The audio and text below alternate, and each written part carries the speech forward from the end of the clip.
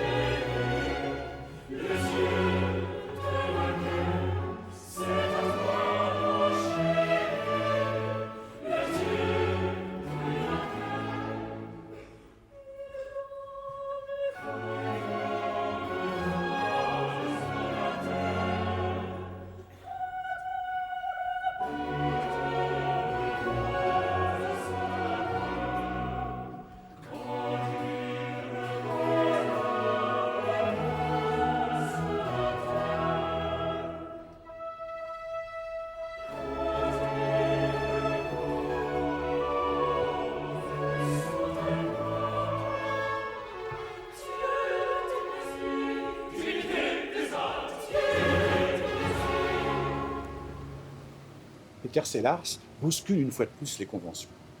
Ici, point de mythologie en majesté, mais une vision contemporaine presque spirituelle. Les symboles abondent, l'espace est dépouillé, et la gestuelle des chanteurs est travaillée au millimètre. Loin d'un simple exercice esthétique, cette mise en scène questionne notre rapport au destin et à la fraternité.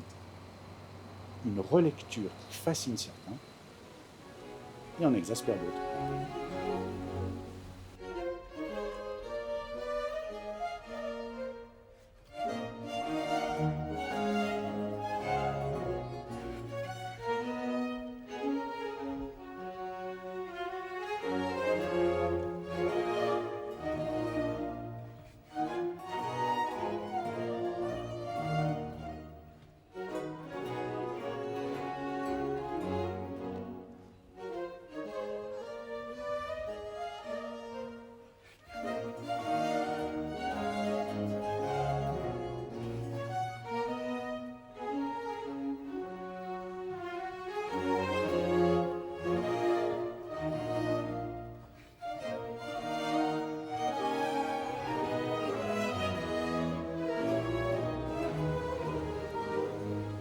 Et au pupitre, Theodore Kurensis électrise la partition. Avec son orchestre Utopia, il imprime une dynamique d'une intensité rare, jouant sur des contrastes fulgurants et des tempi imprévisibles. Cette approche sert-elle toujours la fluidité et la danse inhérentes à la musique de Rameau ? Pas sûr. Certains y voient un souffle dramatique saisissant, d'autres une tension excessive qui gomme les subtilités du phrasé baroque.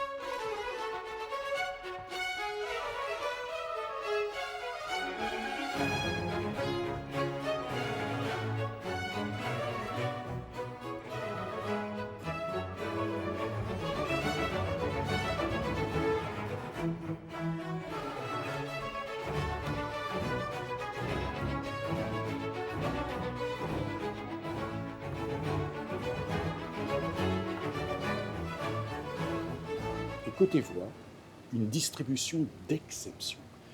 Janine Debic incarne une Télaïr lumineuse, bouleversante dans son air Tristes après, avec une ligne de chant d'une pureté envoûtante.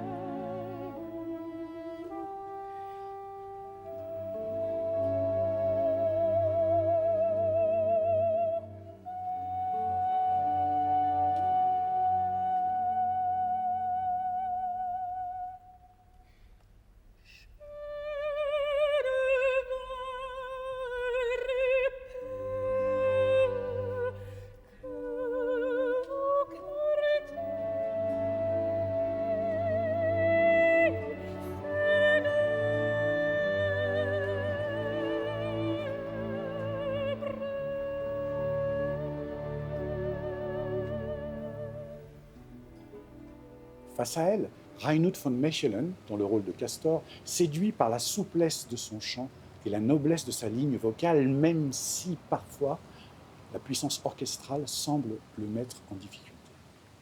Stéphanie Doustrac, elle, incarne une Phébé impétueuse, à la projection saisissante et à l'engagement total.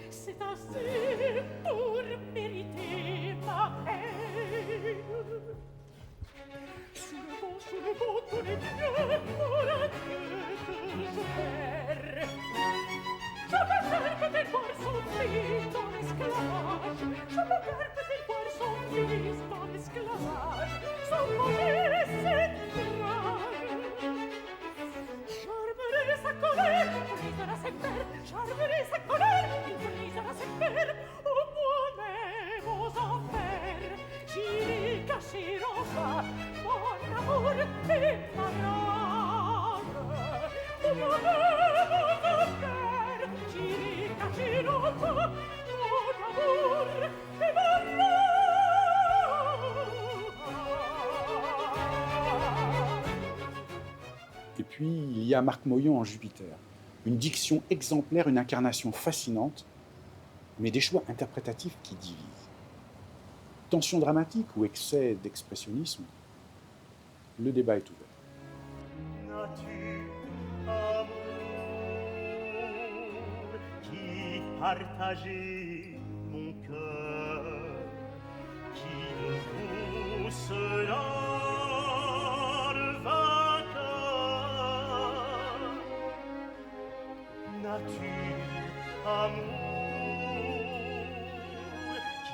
partagez mon cœur, qui de vous sera le vainqueur?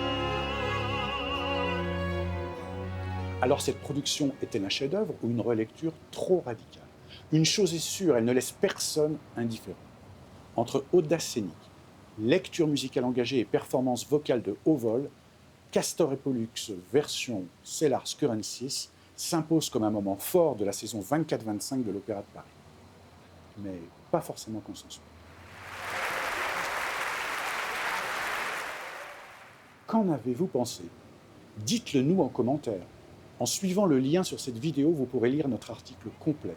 Merci de nous avoir suivis dans l'œil du mélomane sur Altea Media I Love TV, la chaîne qui vous fait vivre la musique classique et le jazz autrement, et comme si vous y étiez. À bientôt et surtout, continuez de vibrer pour la musique.